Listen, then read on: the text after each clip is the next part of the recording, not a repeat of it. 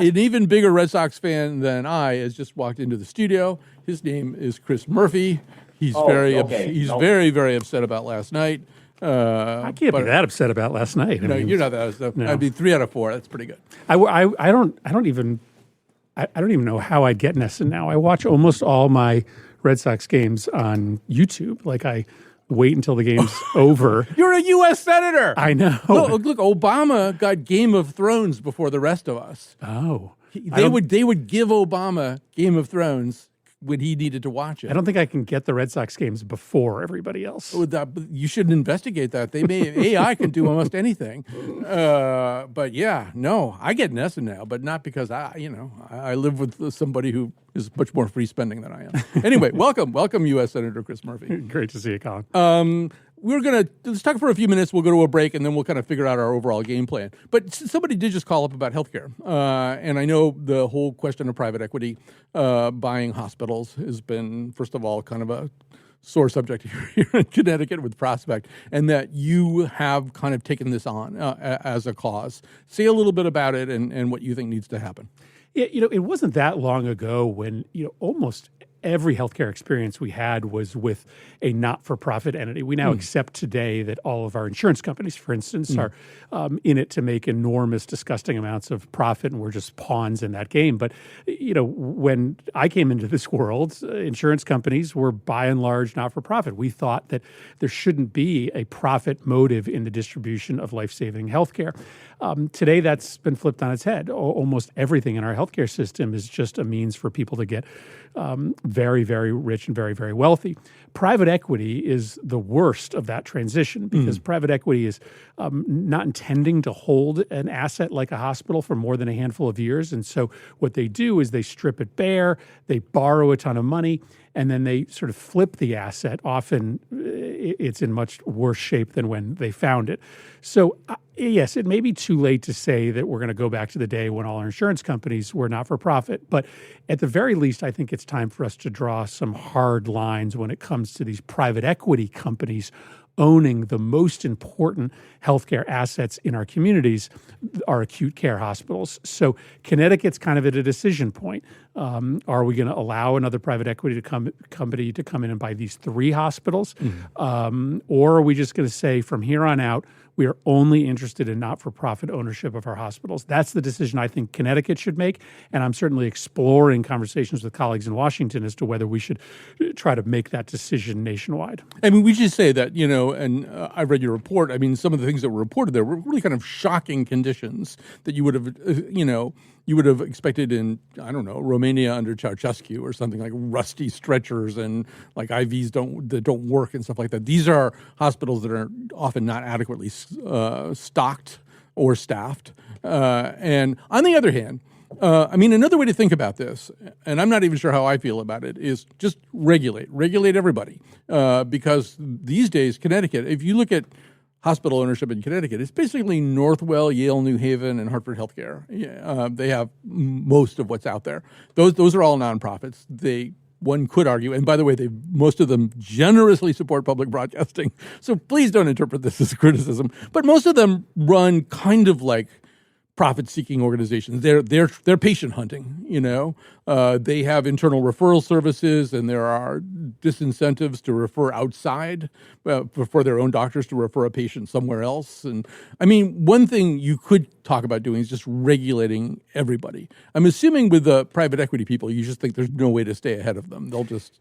Yeah, I think it's difficult to regulate the day-to-day operations of these institutions. And so I do think that there is just something fundamentally different, no matter what you think of Yale or Hartford Healthcare, in terms of how they approach care versus, how some of these rapacious private equity companies approach care. You are exactly right that the size and scope of these not-for-profits and their behavior often mirrors for-profit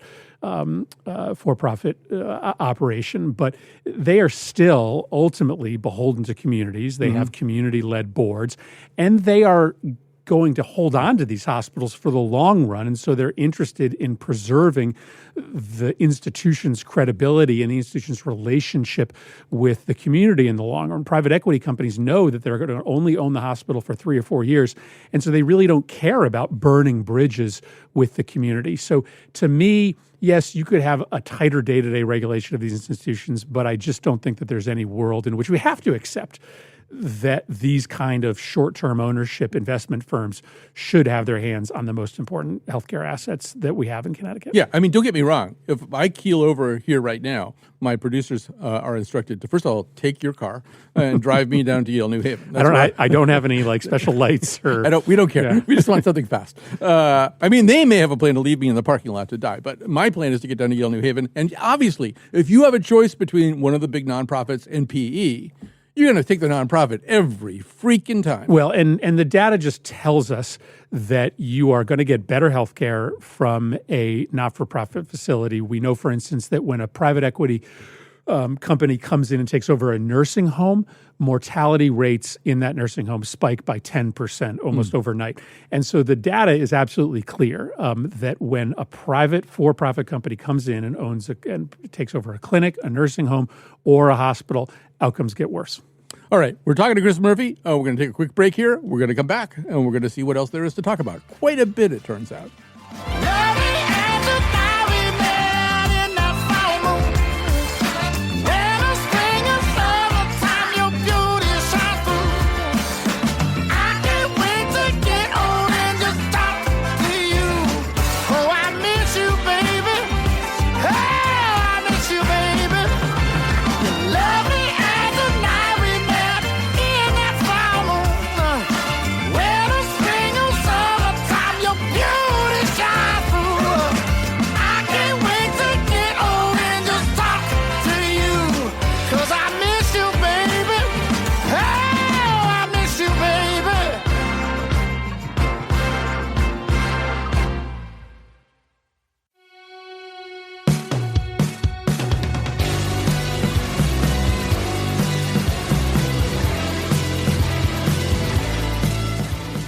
So here in studio with me is the very unattractive, both inside and out, senator from Connecticut, Chris Murphy.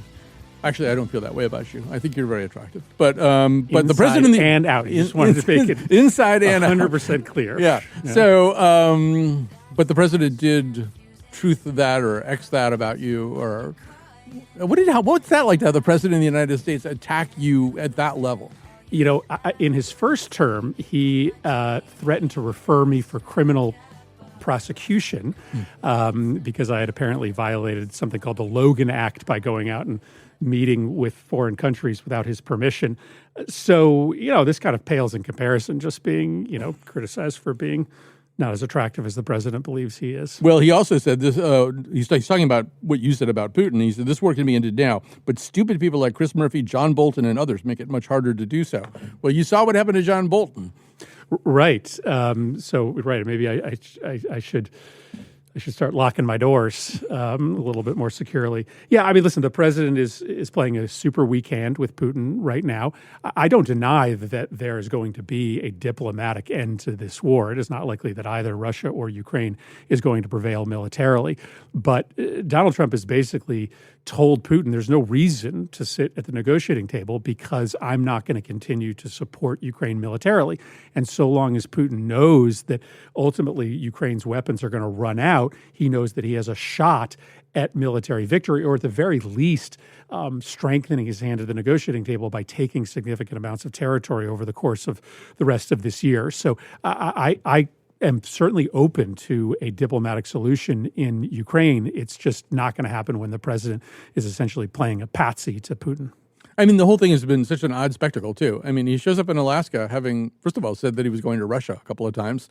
He was getting his directions from Sarah Palin or something, but and then seemed unprepared. I mean, he seemed not prepared to broker any kind of agreement or to really work with Putin on anything. It just seemed like whatever plan he had flown out of his mind. And then the subsequent meeting with Zelensky, we now have the leaders of Europe having to chaperone Zelensky. So he to make sure it's not another international incident. Yeah, I mean, the president, said, I want a ceasefire, and if I don't get a ceasefire, then I'm going to impose sanctions. He didn't even have a discussion about a ceasefire, as we now learn, and he immediately made clear that, in fact, he was not thinking about either sanctions or additional military support to Ukraine, which is to Putin a pass to continue the war and to continue to not be serious about negotiations. Yeah, no, he just wanted a sweet hang. All right, we're going to talk to a few people who've called in here, 888-720-9677, 888-720-WNPR. We have Rhonda from Bloomfield up first. Hi, Rhonda. Hi, I have a question for the senator. I am a progressive Democrat from Bloomfield, and I protest frequently in public. Because of your leadership, Senator, in calling out Trump's abuses of power, people like me look to you for guidance on how to be more effective in resisting the growing fascism. And in light of recent events in Los Angeles and D.C., we're frightened that Trump is going to bring armed National Guard troops to Hartford and other Connecticut cities to intimidate and unlawfully detain our immigrant neighbors. My question is this: is this the moment that we've been looking for, the signal that it's time to escalate peaceful protests to nonviolent civil disobedience? Well, first of all, let me just say thank you for what you've done to protect American democracy. The most important thing we can do is show up. Physical presence is what matters right now. And if we survey history as to how to best protect a democracy from a would-be despot, it's all about courage. We haven't seen enough of it in this country. Frankly, the people of the country are showing courage. You're showing up to protests, and many others are. But we haven't seen courage in the business community. By and large, we have not seen it from the legal profession nor from higher education. We're going to need institutions in this country to stand up and to start saying no to Donald Trump. And the way that they are going to find that courage is through your actions. Yes, I think there will likely be a moment where we're going to have to engage in more difficult forms of protest, whether that be civil disobedience or general strikes. I think we'll know the moment as a nation. We're going to have a decision to make in Congress this September, though. The funding for the budget comes due in September. We're going to have to decide as a Congress whether we're going to continue to fund this creeping totalitarianism. I don't think it's enough for Republicans to just promise us that they're going to hold the president accountable to spend the money as we write in the budget. I have been the only Democrat thus far that has been unwilling to vote for these appropriations bills in committee, and I'm doing so because I think it's time for Democrats in Congress to start fighting harder, to draw firmer lines. I think if we do that, we will provide some of the impetus for courage out in the private sector that so far we've been lacking. But, I mean, the other place that is really lacking, I'm saying something very obvious right now, are among Republican members of Congress. And what's happened is, our Constitution has division of powers, but it's really set up for Congress to be the most important part of it. Congress is kind of first among equals, ordinarily in this. And by kind of abdicating everything to President Trump, Congress is becoming less and less relevant all the time. If it's not able to respond meaningfully, if it's just your party, you just wonder how well Congress can function if Republicans don't join with you. Yeah, and I don't think there's any sign that they will. I mean, they effectively operate as employees of Donald Trump. There's really no signal that they're going to break in any meaningful way. And so I think all of our focus right now has to be on keeping the democracy healthy enough so that we can change who runs Congress next November. And obviously, that's on a knife edge right now. There are some who say that Democrats shouldn't fight fire with fire, that just because Texas is going to redistrict in the middle of a 10-year cycle, Democrats shouldn't stoop to their level. I think we absolutely have to do that. We are going to have to use every tool in our tool belt to try to make sure that the will of the voters next November actually finds its way into a change in who runs either the House and the Senate or both. For you, and not just for you, but really the entire party in Washington, it's kind of an interesting dilemma because, in a way, what you've been told post 2024 election is you've got to talk more directly to people about their needs. you've got to talk to people about, okay, housing, healthcare, taxes makes up more than 51% of your income. We got to do something about that. Here's what we're going to do. And maybe here's what we're going to do is you won't have to go to crappy hospitals anymore because we're going to get PE out of there. But there's also this other thing happening. And another part of what you're being told is don't just crap on Trump all the time. We get it. You have to do some other stuff for us. Except that you get off a train at Union Station in D.C. and it looks like you're in a country where just, the armed forces are there. It looks like you're in a military dictatorship. And that's not something you can really turn a blind eye to. But you're kind of damned if you do and damned if you don't. People really want to hear a message.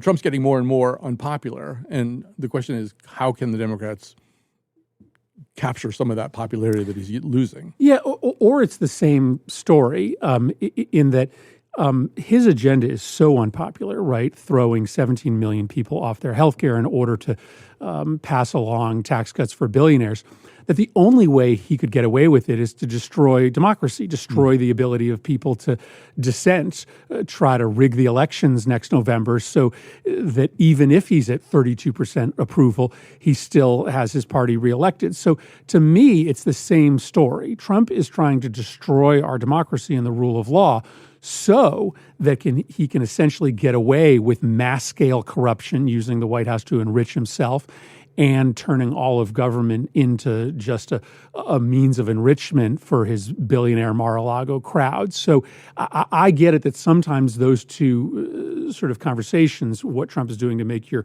life on a day-to-day basis harder and his attacks on democracy look different, but I actually think they're part of the same story. Yeah, and in a way, too, it proves that we've been using the wrong metaphor for decades and decades now. That metaphor about the frog or the lobster in the pot, and you're turning up the temperature at 1 degree every day or whatever. I mean, it turns out, though, you can turn up the temperature 50 degrees and people are paralyzed. I mean, having ICE agents raid a car wash in Newington, having armed troops in the nation's capital, getting ready to go to Chicago next probably or something. This is all shock. This isn't 1 degree of temperature up every 5 hours or something. This is all kind of shock therapy, and it doesn't seem like we are able to organize a very good response. Yeah, and I think that there is this narrative out there that there is going to be this day when the moment of true crisis for democracy comes, but there is not going to be an attempt to burn down the Capitol. There is probably not going to be a day where he declares national martial law. But what can happen over time is that slowly but surely, fewer people just decide to come out of their house to engage in protests. Fewer people write donations to Democratic candidates. More and more colleges refuse to allow protests to happen. And we will still have an election next November, but it won't actually be a true, free, and fair election. And so that's why I'm trying to convince my colleagues to stand up sort of more robust resistance, to be willing to engage in riskier tactics right now, because I think we have to, use our power and our bully pulpit to signal to the country that we might actually be right at the exact moment when we lose our democracy, even though you may not know it until next November. I'm going to grab one more call, and we'll take a break, and then we'll come back. This is going to be, I'm taking him first because he during a low period of it in his life, he roomed with me for a little while. But hi, Fred. It's Fred in Collinsville. You have the floor. Hello, Colin, and hello, Senator. It won't take but a moment. Senator, I'd like to know what percentage of the Republicans in the Senate really know that Trump is very bad for our democracy, even though they're afraid to say so publicly. I mean, very, very few. I mean, you're talking about, a number that I can probably count on 1 or 1.5 hands. I think what you need to understand is that something has happened inside the Republican Party over the last 10 years. Two different ideas have become dominant. One idea is the idea that democracy is kind of outdated, that it's really, not able to keep up with modern times, that a country that's as nimble as China is ultimately going to be able to outflank us if we have to go through the inefficiency of coming to consensus around our decisions. So the Republican Party has just kind of given up on democracy with a small d.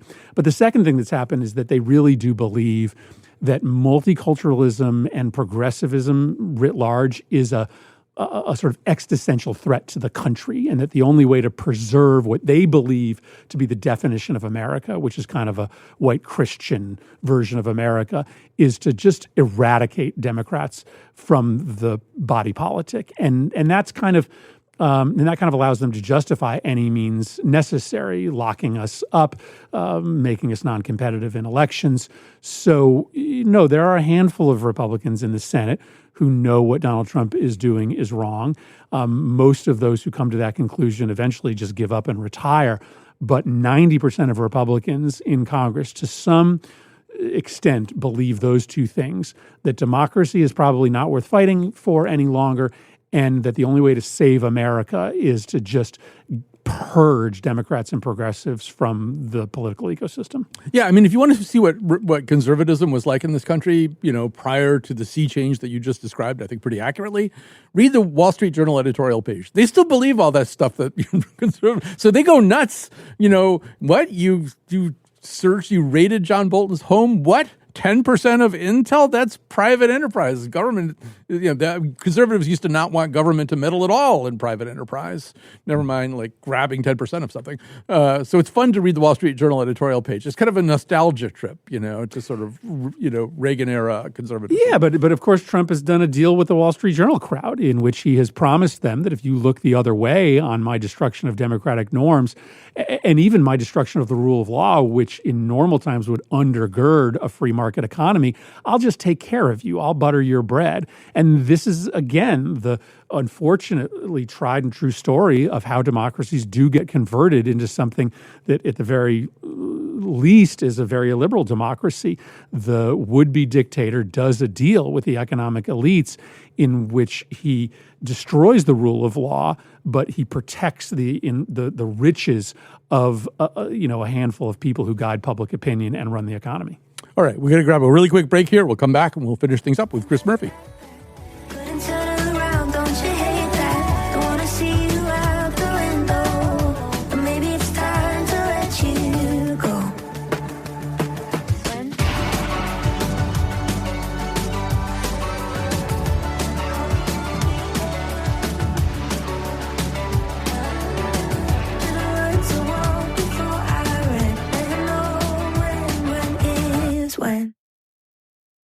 And I got to say some quick thank yous. First to the maestro, Dylan Reyes, our technical producer. Lily Tyson Quality Entertainment Productions has produced this show with, I think, Robin Doyen-Aiken on phones. Joe Koss is operating our YouTube feed. And we're here with U.S. Senator Christopher Murphy. Chris Murphy, we're going to take at least one more call. This is going to be from Mike in Woodbury. Hi, Mike.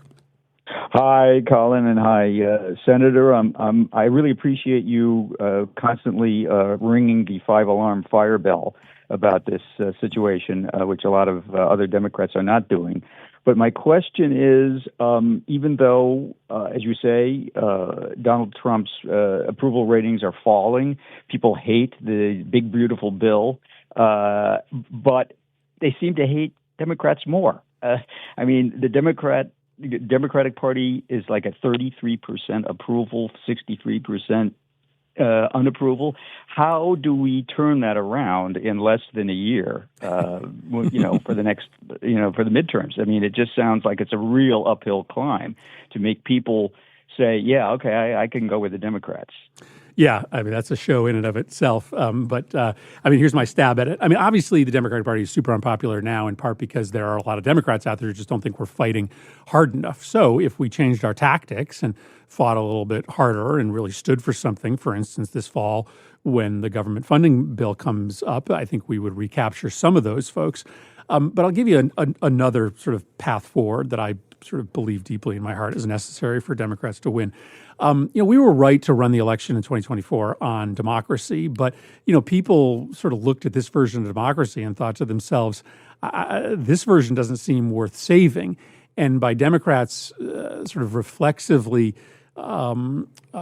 defending the democracy we have now, we looked kind of like overly Pollyannish institutionalists. When I started out in politics, the Democratic Party stood very firmly and strongly for getting dark money and private money out of politics. That was like a top 3 issue for Democrats. Today, when Democrats talk about democracy reform, we generally are talking about voting rights, which is really important, but it's not a broadcast message as much as getting private money, anonymous money, corporate money out of politics.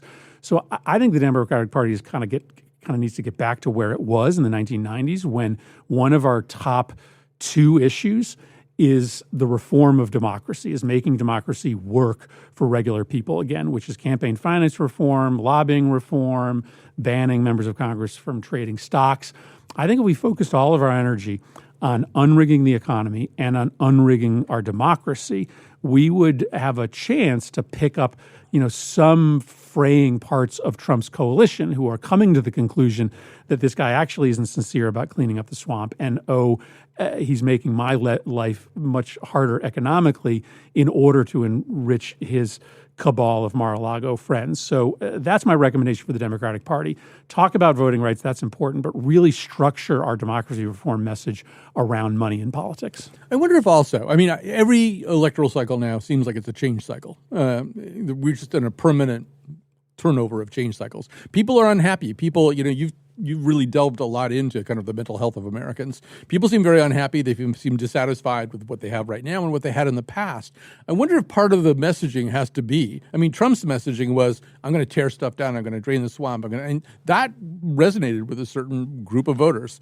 And I wonder if talking about the past is a good idea. Maybe talking about the future, talking about we're going to have to build new things that have never existed before because, in fact, of your disenchantment with everything that you had before.